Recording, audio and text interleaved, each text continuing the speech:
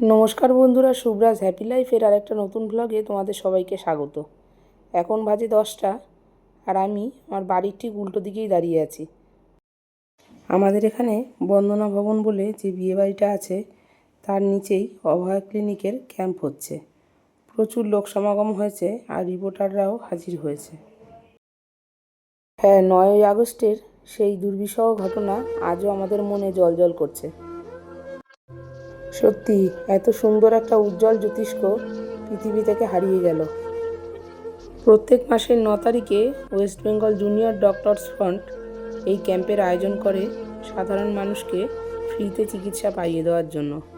অভয়া ক্লিনিকের প্রেসক্রিপশানের সাথেই রয়েছে একটি কাগজ, যাতে রয়েছে সেই প্রশ্নগুলো যেগুলি জুনিয়র ডক্টরসরা করেছিল অভয়ার বিচারের জন্য। সত্যি আদৌ কি অভয়া বিচার পাবে? আমার বাড়ি থেকে মিনিট 10-এর দূরত্বে অভয়ার বাড়ি। চলো তোমাদের একবার দেখিয়ে নিয়ে আসি। সোদপুর নাটাগড় পোস্ট অফিস থেকে একটু এগিয়ে গেলেই অভয়ার বাড়ি। চলে এসেছি আমরা। ওই দেখো, একটা বাড়ির পরেই যে সাদা রঙের বাড়িটি দেখা যাচ্ছে ওইটাই অভয়ার বাড়ি। এখানে বেশিক্ষণ দাঁড়ানো অ্যালাউ নেই। চলো অর্ণবীকে পড়তে দিয়ে আসি। চলে এসেছি আমরা। আজ থেকে অর্ণবীর নতুন পড়া শুরু এইখানে। সত্যি কথা বলতে কি জানো তো, অভয়ের এই ঘটনার পরে মেয়েটাকে কোথাও অচেনা জায়গায় ছাড়তে আমার খুব ভয় করে। আমাদের সোদপুরের চন্দ্রচূড় গার্লসের ফার্স্ট গার্ল ছিল অভয়া, আর ও খুব মেধাবী, তার সাথে সাথে প্রচণ্ড প্রতিবাদীও ছিল। আর যেই কারণে ওর এই অবস্থা হলো। জানো তো বন্ধুরা, অভয়া নিজের বাড়িতে দুর্গাপুজো করতো অনেক বড় করে। সেই অনুষ্ঠান সম্পূর্ণ নিজের হাতেই ও পরিচালনা করত। অভয়ার এই বিচারের প্রতিবাদে প্রত্যেক দিন আমাদের পাড়া থেকে মিছিল বেরোতো। আমিও সেই মিছিলে সামিল হতাম। অর্ণবীকে পড়তে দিয়ে দুজনে যাচ্ছি একটু সোদপুরে। ওর জন্য একটা জামা কিনে এনেছিলাম, সেটা একটু সাইজে ছোট হয়ে যাচ্ছে, তাই সেটা পাল্টাতে যাচ্ছি। উপরে রেডের পাশে যে সাদা জামাটা দেখছো সেটাই অর্ণবী নিয়েছে, সেটাই পাল্টে নিলাম। আর এখানে কুর্তিটা দেখতে খুব ভালো লাগছিল।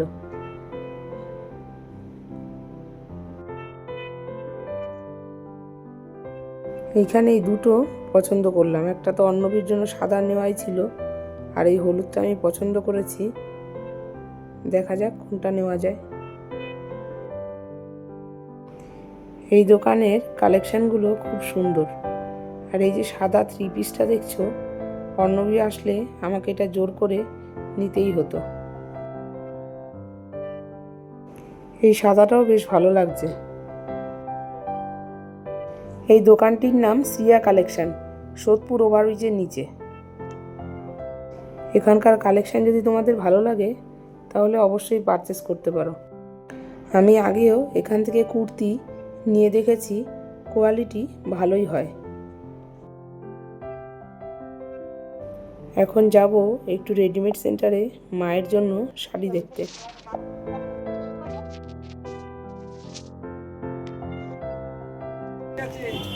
বলো, বলতে থাকো। দুটো করে, একটা না দুটো করে 500 টাকায়, দুখানা করে 500, দুটো করে, একটা না দুটো করে 500 টাকায়। সব জামদানি? হ্যাঁ, সব আছে, হাট আছে, সব আছে। আর এটার আর কি কি কালার আছে?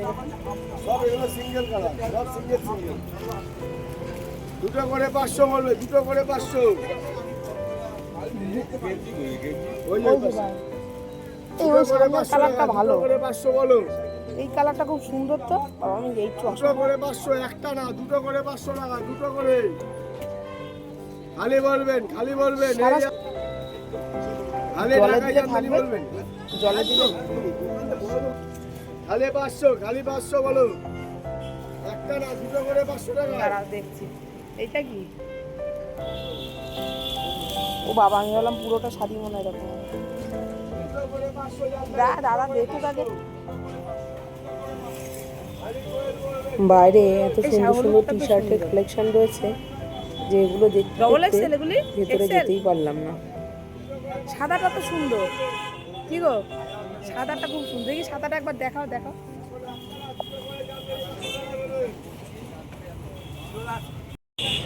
ডিসকাউন্ট দিয়ে 350 টাকা। বন্ধুরা, তাহলে একটু কেনাকাটা সেরে নিই, আর তোমাদের সাথে ভিডিওটা এখানেই শেষ করছি। ভালো লাগলে একটা লাইক করে দিও। দেখা হবে অন্য একটা